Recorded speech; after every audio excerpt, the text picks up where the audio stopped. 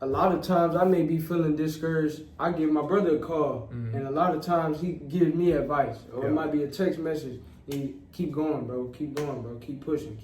Keep working. And that, just those maybe short sentences or quick words of advice, it keeps me going. And so, you know, if it's not for my big brother or my mother, my father giving me that encouragement, that knowledge, wisdom, and understanding, then I may not be here at this moment without that. So shout out big bro, shout out pops, shout out mom, you know. So but you have to have those people in your corner. And if you don't have physical people in your corner that are empowering you, use that device. Everybody got one. Everybody got one nowadays. Yeah. Use that. So if you can't physically find anyone in your physical proximity that is empowering, that is uplifting, use that device. And so instead of scrolling and looking at negativity, find you some motivational speakers. Find you some positive videos, some empowering videos. Watch surgeries. Watch people who document their journey to medicine. Watch people who have overcome. People who can give you some encouragement about the MCAT, who may have had to take it 3-4 times but persevered and succeeded in the end and didn't allow that to stop them. Surround yourself with that on a virtual level. If you can't find people physically, subscribe to BigGameCham. no, I'm just playing. But subscribe to, you know, channels that are motivating you. I watch Les Brown, I watch Inky Johnson, I watch Ray Lewis give speeches. And sometimes I'm tired, I'm studying 5-6 hours a day, take a practice exam, don't do good on my practice exam, I did all this work and I'm still not getting it. I turn on a video. And now you know what? Keep going, keep pushing. So never be discouraged, and if you can't find people in your physical, actual life that you can lean on, find a virtual. I'm fortunate to have several physical people, but at times I can't always call my brother. He's working.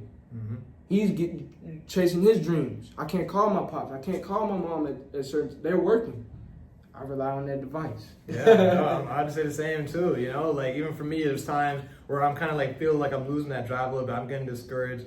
The same thing. Pop on a video, right? We all got YouTube. We all got the internet, right? There's still something on there. I know for me, like I'll watch even kind of like curated motivational videos, right? Or maybe like David Goggins, or maybe like another like big time speaker, you know? And you know, that would kind of get me going. That would kind of give me the edge that we needed. For example, our most recent exam was one of the hardest exams that we took as M1s. And you know, a few days before the exam, we had a quiz. On the quiz, I didn't really do too well, right? So I was feeling a little down. You know, I was just like, oh man, like I've got, you know, this amount of time before the exam. Like I was like, I feel like I have so much to study. Turn on a motivational video, and that got me in the right mindset and inspired me enough to where I like grinded out all the studying and ended up passing that exam too. So yeah, just don't underestimate how powerful the mind is and how powerful your belief in yourself and your ability is. And if you need something to kind of stimulate that, if you don't have anyone to call, yeah, there's nothing wrong with popping on a YouTube video to kind of inspire you to go get it. And so as we wrap up to a close, I want to be respectful of our time. But Absolutely. I do have a question for you on that same note. So one thing that I tell people, one thing that I live by is that whether you're taking the MCAT, whether I'm approaching a young lady that I like, confidence is half the battle in my experience. Absolutely. When I played basketball, anything I did, I taking the MCAT, confidence is half the battle. And so my question to you is, for somebody out there who may be struggling with their self-belief, like you said, belief or that confidence, what are some ways that you think they can build that confidence or you know, improve on their confidence or that self-belief? Yeah, no, absolutely. So I would say the first thing, and I know we talked about this a little bit before, but who you surround yourself with, right? I think it's really important, right? If you surround yourself with people who are going to uplift you, kind of remind you of what you've done in the past, you know, successes that you've had, that's going to push you to keep going forward, right? The second thing, and this is kind of something that I use a lot, is honestly the Lord. I think I pray, you know, I just remember that He didn't bring me here to fail, you know, and if you truly want to do medicine, you've prayed about it, God won't bring you this far to fail. So I think that's something that's really helped me a lot. And then 3, just remember keeping the end in mind too, you know? So for me, it's like, you know, whenever I'm feeling like I, you know, just don't really have what it takes, like for example, the MCAT was really tough for me. So in times when I was taking the MCAT, instead of thinking to myself, oh man, I don't have what it takes to be a doctor, I don't have what it takes. Everyone has what it takes. Everyone has what it takes. You just have to find new ways of approaching it. So how I see, you know, failures and kind of situations that come to me and I'm just like, oh man, like, what do I do? Like, I don't believe I have what it takes to put into this. I just find something, a different way that works. That's been the biggest thing for me.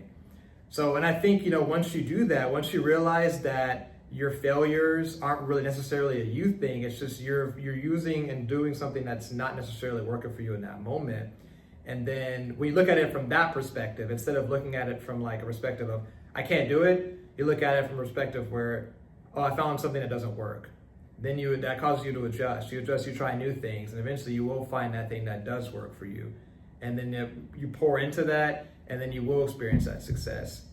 So those are things that help me, honestly. Like if there's times where I'm feeling a little inconfident, feeling down, like I don't know if I can do this, I take a step back, reevaluate what I've done, and try to change that. Yeah, that's definitely sound advice. If I could add to that, I would add 3 things as well. Number 1, for me, like you said, God. God, I always lean on God. One scripture that I like is 2 Timothy chapter 1, verse 7. God did not make us in the spirit of weakness or timidity, but with a spirit of power, love, and self-discipline, or power, love, and a sound mind. And so that's how I live my life. That's how I walk. With that confidence, with power, love, and self-discipline, power, love, and a sound mind, and just trusting in God and knowing that God is in ultimate control. Like Joshua said, if you prayed about this, you know you're supposed to be on this path. Continue to walk on the journey and have confidence that God is with you, God is guiding you, and God is for you. And if God is for you, then who or what can be against you? Amen. And the second thing that I would say is past success builds confidence. So if you have been successful at anything in life, use that to make you feel more confident at doing something else. And if you can't think of something, I can think of something for you. So, and one thing you're here, that's success. That's a success. You're breathing, you're alive. That's a success. So if you can't think of it, I thought of one for you, you're alive. That's success. Making it to see today. God brought you to see today. You're already successful. So that's one thing right there, and I don't even know you. But God, you're already here. That's a success in itself. Because some people may have been here yesterday that are not here today. God, you're here. And if God believes in you, why don't you believe in you? God woke you up, so God believes in you. You still have a purpose. You still have a reason to be here. So why don't you believe in you? So past successes. If you've been successful in one area, if I've been able to do this, if I've been able to do that, then I can be successful in the next area. You were able to pass your elementary classes, you can pass middle school. If you pass middle school, you can pass high school. If you pass high school, you can pass college. If you pass college, you can do medical school, and so on and so forth. You learn how to tie your shoes. You learn how to, being able to walk. You don't start off being able to walk. You don't start off being able to run. You have to crawl before you can walk. You have to walk before you can run. So if you're able to just progress through different steps, learning how to type on the keyboard, learning your ABCs. At one point, I didn't know my ABCs. So if you lean on that, you've been successful in the past.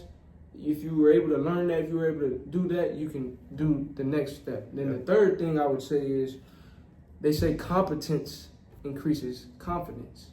Competent meaning being aware, increasing your knowledge, wisdom, and understanding in a particular area. So if I don't feel confident about the MCAT, let me increase my competence on the MCAT. Let me learn what is the structure. What have other people who have been successful before me, what have they done? How do they analyze a passage when they see a passage? How do they structure their study blocks and their study routines? What third-party resources do they use? How do they analyze a car's passage? That's increasing your competence. And once you become more competent, naturally you'll become more confident in that area. So if you're struggling in a specific subject or in a specific area, hopefully these tips that me and Joshua have provided can help you out.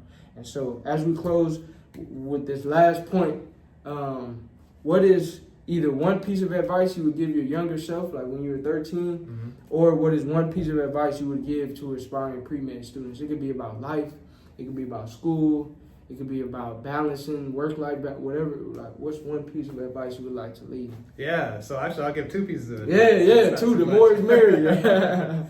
So I think the first thing I would say is be resilient.